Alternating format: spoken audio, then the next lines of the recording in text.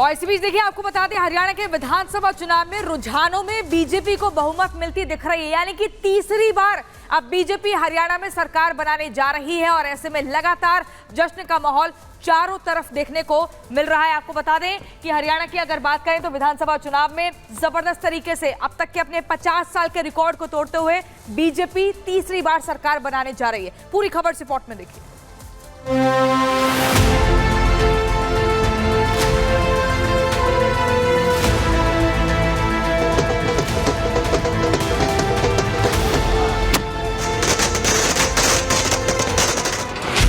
हरियाणा चुनाव में नहीं बटे हिंदू,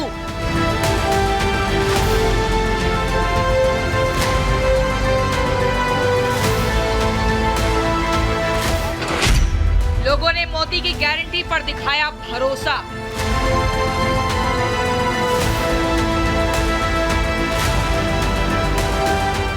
चारों तरफ एक ही आवाज गूंज रही है, भरोसा दिल से, भाजपा फिर से।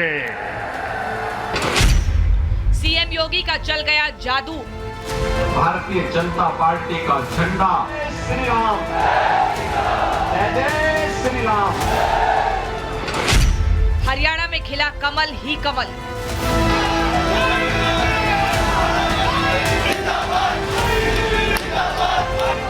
हरियाणा चुनाव में आज वो हुआ जिसकी किसी ने उम्मीद तक नहीं की थी। सुबह तक कांग्रेस नेता जीत का दावा करते नहीं थक रहे थे। जो रुझान आ रहे हैं उसके अनुसार कांग्रेस की सरकार बनने जा रही है। कांग्रेस को पूरी उम्मीद थी कि कांग्रेस 10 साल बाद किसान, पहलवान, जाट और जाति कार्ड खेलकर सत्ता में वापसी करेगी, लेकिन हरियाणा की जनता ने कांग्रेस के दलित पिछड़े वाले शिगुफे को पूरी तरह से नकार दिया। हरियाणा की जनता ने कांग्रेस के जाति कार्ड की हवा निकालकर भरोसा जताया तो सिर्फ मोदी की गारंटी पर और योगी के वादों पर। बीजेपी के फायर ब्रांड नेता और यूपी के मुख्यमंत्री योगी आदित्यनाथ पूरे चुनाव ये अपील करते रहे कि जातियों में बंटना नहीं है। सीएम योगी आदित्यनाथ ने हरियाणा की हर एक रैली में एकजुटता का संदेश दिया था।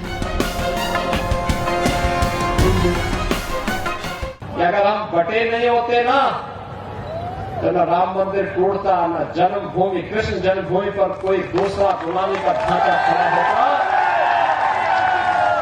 और नहीं देश को गुलाम होना पड़ता। मजबूत और सुदृढ़ सरकार लाइए। जो कल तक राम मंदिर का विरोध कर रहे थे, कृष्ण जन्मभूमि का विरोध कर रहे थे, यही लोग सड़कों पर हरे रामा हरे कृष्णा का भजन गाते हुए दिखाई देंगे। आज जब नतीजे आए तो हरियाणा की जनता ने मोदी की गारंटी और योगी के भरोसे पर मोहर लगा दी। ना तो हिंदू जातियों में बटा और ना ही विपक्षी दलों के लोक लुभावन वादों के जाल में फंसा। वोट पड़ा तो एक तरफा कमल को। इन परिणामों ने यह साबित कर दिया है कि ठोस काम को ही जनता आशीर्वाद देती है। कितनी तोड़ने की कोशिश कर ले समाज को कांग्रेस, लेकिन उनके इरादे, उनके मंसूबे कभी सफल नहीं होंगे। देश, हरियाणा आज बीजेपी के, मोदी जी के पीछे खड़ा है। पूरा हरियाणा बीजेपी की जीत के साथ भगवामय हो गया।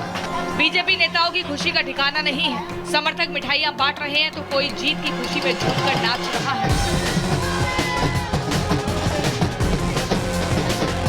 वहीं कांग्रेस के खेमे में खामोशी छाई है। विपक्ष को लगता था कि लोकसभा चुनाव में जिस तरह जाति कार्ड खेलकर संविधान खत्म करने की बात कहकर उसने बीजेपी को पूर्ण बहुमत आने से रोक दिया था, वैसे ही हरियाणा में इस बार बीजेपी को सत्ता में आने से रोक देगी। लेकिन कांग्रेस और विपक्षी दलों के ये तमाम हथकंडे काम नहीं आए। कांग्रेस के दफ्तर में लड्डू बांटे गए और ढोल बजाए गए, नगाड़े बजाए गए, तब भी मेरा यही बयान था। इंस्टेंट उसी वक्त मेरा यही बयान था। अब भी मेरा यही बयान है कि हरियाणा में भाजपा तीसरी बार अपने दम पर, मेरे बयान निकाल लो, सारे लैंग्वेज निकाल लो, कि तीसरी बार हरियाणा में भाजपा अपने दम पर सरकार बनाई। हरियाणा में बीजेपी की प्रचंड जीत ने ये बता दिया है कि देश को मोदी की गारंटी पर भरोसा है, स्टार प्रचारक योगी पर भरोसा है और देश के विकास पर भरोसा है। हरियाणा में बीजेपी की हैट्रिक इस बात का संकेत दे रही है कि इसी साल महाराष्ट्र और झारखंड में होने वाले चुनाव भी कांग्रेस पार्टी और तमाम विपक्षी दलों के लिए आसान नहीं रहने वाले, क्योंकि विपक्ष के पास ना तो मोदी का कोई तोड़ है और ना ही योगी जैसा कोई लोकप्रिय नेता। Bureau report, Republic Bharat. क्योंकि जो एग्जिट पोल बता रहे थे उसके उलट एक पूरा जो फेर बदल है वो कहीं ना कहीं देखने को मिला है। गुरुग्राम का रुख कर लेते हैं, अनामिका हमारे साथ है वहां से। अनामिका, सबसे ज्यादा सरप्राइजिंग एलिमेंट अगर रहा है इन दोनों राज्यों के विधानसभा चुनाव में तो हरियाणा रहा है। अब सब ये तलाशने की कोशिश कर रहे हैं कि ये फैक्टर आखिर कौन से थे।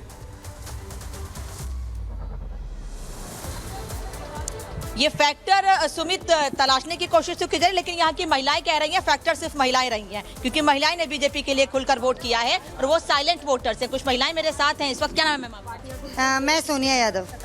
जीत, सोनिया जी, जीत के फैक्टर तलाश रहे हैं या फिर अभी जश्न ही मना रहे हैं? नहीं, फैक्टर क्या तलाशना है, जीत गए हैं हम और अच्छे मार्जिन से जीते हैं। तीसरी बार हम सरकार बना रहे हैं, इसमें फैक्टर क्या तलाशना है।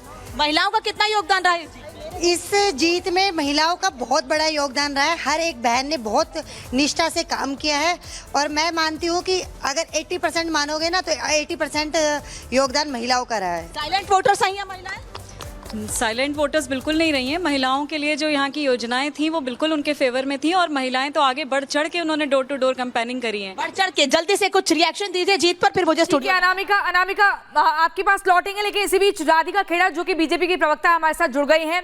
राधिका जी, रुझानों के हिसाब से बीजेपी अब तीसरी बार सरकार बनाने जा रही है, तो पहले तो उसके लिए बधाई, और दूसरा ये कि अब विपक्ष को नए मुद्दे खोजने पड़ेंगे, क्योंकि ये साबित हो गया है रुझानों में कि ना जाट बीजेपी से नाराज है, ना किसान नाराज है, ना पहलवान नाराज है। जितने भी जो वोट्स मिली है, जो नंबर आ रहे हैं, वो लग रहा है कि बहुत एकदम नाराजगी दूर करने में बीजेपी कामयाब रही। जय श्री राम। देखिए, हम ये बात लगातार कहते आ रहे हैं कि कोई भी नाराज़ नहीं है। लोगों को मोदी जी की डबल इंजन की सरकार के अंदर पूरा विश्वास है। ना जाट नाराज़, ना पहलवान नाराज़ है, ना किसान नाराज़ है, ना युवा नाराज़ है, कोई नाराज़ नहीं है। एक जो फॉल्स नैरेटिव लोकसभा के समय से बनाया जा रहा है, पहले ये बोला जा रहा था संविधान खतरे में है, तो उसका जवाब आज मिला है। ये राहुल गांधी का पहला चुनाव है बतौर लीडर ऑफ ऑपोजिशन के बाद, और देखिए क्या नतीजे आए हैं। जम्मू कश्मीर में तो सुपड़ा साफ हो गया इनका। यहाँ पे हरियाणा में इतिहास रचा जा रहा है। आज तक हरियाणा में 3 बार कोई पार्टी सरकार नहीं बनाई है, तो इससे ये साबित हो गया है कि देश की जनता ने एक और बार रीब्रांड, रीपैकेज किए हुए राहुल गांधी को नकार दिया है। झूठ और भ्रम की राजनीति को नकार दिया है। डबल इंजन की सरकार को एक बार फिर मौका मिला है। मोदी जी की नीति और नीयत पर स्टैंप और मोहर लगा दी गई है, और एक जो ये फॉल्स नैरेटिव विदेशी ताकतों के साथ मिलकर बनाया जा रहा था, उसको ध्वस्त कर दिया है। मध्य प्रदेश का चुनाव हो, छत्तीसगढ़ के लिए सरप्राइजिंग एलिमेंट कहा, क्योंकि जो तमाम एग्जिट पोल उस वक्त सामने आ रहे थे, राजस्थान की तस्वीर कुछ इसी तरीके से बदली, और अब हरियाणा ने भी उस पर क्या मोहर लगा दी है कि जो स्वीकार्यता है वो किस तरीके से लगातार बीजेपी की बनी हुई है।